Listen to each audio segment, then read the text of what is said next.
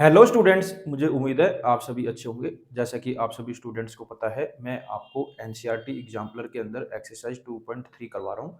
उसके अंदर मैं आपको क्वेश्चन नंबर 1 करवा चुका हूँ। आज मैं आपको क्वेश्चन नंबर 2 करवा रहा हूँ।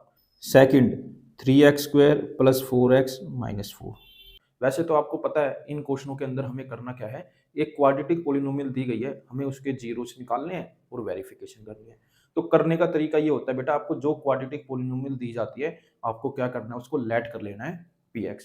तो मैंने वही करा, लेट px = 3x² + 4x - 4। अब इसके अंदर आपको क्या करना है, इस क्वाड्रेटिक पॉलिनोमियल को स्प्लिटिंग द मिडिल टर्म से सोल्व करना है। तो सोल्व करने का तरीका क्या होता है बेटा, कोफिशिएंट ऑफ x² देखो क्या है, हमने देखा 3 मल्टीप्लाई, कांस्टेंट टर्म देखो बेटा क्या है, हमने देखा -4। अब आपको क्या करना है, इन दोनों को मल्टीप्लाई करना है, तो वो आया -12। अब हमें क्या करना है, इस 12 के प्राइम फैक्टर करने हैं। तो 12 2 पे जाएगा 6 पे, 2 पे जाएगा 3 पे, 3 पे जाएगा 1 पे। तो इसके प्राइम फैक्टर आ गए 2 2 3 1। अब हम ये देखेंगे हमारी मिडिल टर्म क्या है, हमने देखा हमारी मिडिल टर्म है +4। बेटा अब हमें ऐसे दो नंबर ढूंढने हैं, जब मैं उन दोनों नंबरों को प्लस या माइनस करूं तो मेरा प्लस का 4 है। जब मैं उन दोनों नंबरों को मल्टीप्लाई करूं तो मेरा माइनस का 12 है। तो वो दो नंबर क्या होंगे बताओ। वो दो नंबर ढूंढने कहाँ से, हमने इन प्राइम फैक्टर में से। तो वो दो नंबर है बेटा, 2 3 जा 6, 2 1 जा 2, 2 1 जा 2। तो यहाँ पर क्या करना है, 2 को तो लेना है माइनस का, 6 को लेना है प्लस का। +6 -2 करूंगा तो क्या आएगा, +4। लेकिन प्लस के 6 को माइनस के 2 के साथ मल्टीप्लाई करूंगा तो क्या आएगा, -12। तो हमारी बात यहाँ पर बन गई। तो वो दो नंबर क्या है, 6 और 2। लेकिन हमेशा पहले कौन सा लिखते हैं बेटा, छोटा नंबर। तो लिख लेते हैं छोटा नंबर क्या है इसके अंदर, -2x + 6x - 4। तो आपने देखा कैसे मैंने यहाँ पर 4x को स्प्लिट करा, 4x को ब्रेक करा। अब बेटा आपको ये देखना इन दोनों में क्या कॉमन है और इन दोनों में क्या कॉमन है। मैंने देखा इन दोनों में सिर्फ और सिर्फ x कॉमन है, तो ये आ गया 3x - 2। अब हमें देखना इन दोनों में क्या कॉमन है, हमने देखा इन दोनों में सिर्फ 2 कॉमन है, तो ये आ गया 3x - 2। बेटा अब ये देखो इन दोनों टर्म में क्या कॉमन है, हमने देखा इन दोनों टर्म में कॉमन है 3x - 2। जब इस टर्म में से 3x - 2 को कॉमन ले लिया तो क्या बच गया, x। ऐसे ही जब इस टर्म में से 3x - 2 को कॉमन ले लिया तो क्या बच गया, प्लस का 2। बेटा अब हमें यहाँ पर एक लाइन लिखनी है, वो लाइन लिख लेते हैं।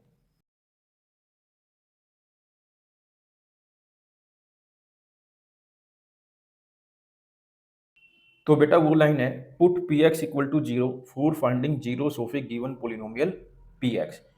अब हम क्या करेंगे, px की जगह 0 पुट करेंगे। क्यों पुट करेंगे, जीरोस निकालने के लिए पुट करेंगे। तो मैंने वही करा, px की जगह 0 पुट कर लिया और जो यहाँ लिखा था वो एज इट इज यहाँ पर लिख दिया।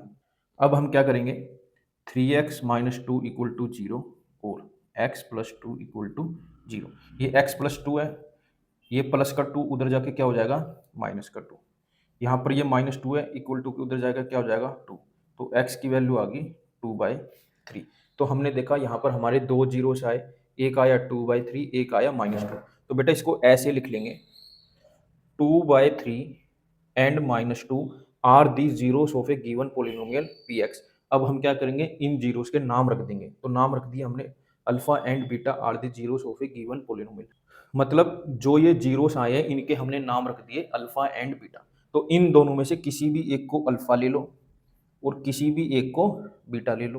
तो मैंने वही करा, एक को ले लिया अल्फा, दूसरे को ले लिया बीटा। तो बेटा यहाँ पर हमारे क्वेश्चन का जो फर्स्ट हाफ है वो कंप्लीट हो गया। फर्स्ट हाफ के अंदर हमें यही बोला गया था कि आप क्या करिए, जो आपको क्वाड्रेटिक पॉलिनोमियल दी गई है उसके जीरोस निकालिए। तो हमने इसके जीरोस निकाल लिए, तो हमारे जीरोस आए बेटा 2/3 एंड -2। इसके बाद इस क्वेश्चन का सेकंड हाफ स्टार्ट होता है, जिसके अंदर हमें वेरिफिकेशन करनी होती है। वेरिफिकेशन के अंदर हम क्या करते हैं बेटा, सम ऑफ जीरोस को, प्रोडक्ट ऑफ जीरोस को वेरीफाई करते हैं। तो कर लेते हैं। तो बेटा सम ऑफ जीरोस के अंदर आता है अल्फा प्लस बीटा, जो कि बराबर होता है -b/a के।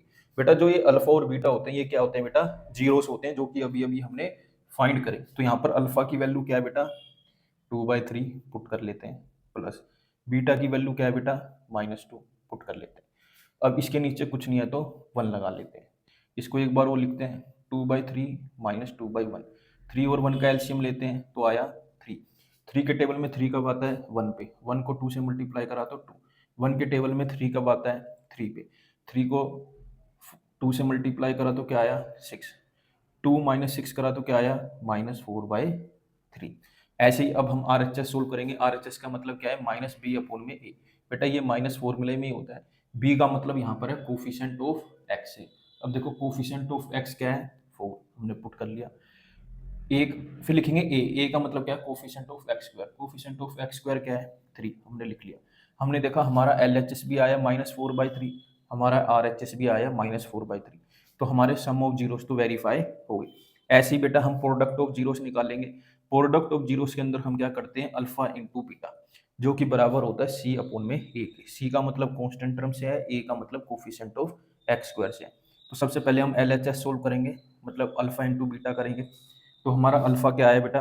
2/3 पुट कर लिया। बीटा क्या है बेटा? -2 पुट कर लिया। अपोन में कुछ नहीं है तो 1 लगा दिया। 2 को -2 से मल्टीप्लाई करूंगा तो क्या आएगा? -4। 3 को 1 से करूंगा तो क्या आएगा? 3।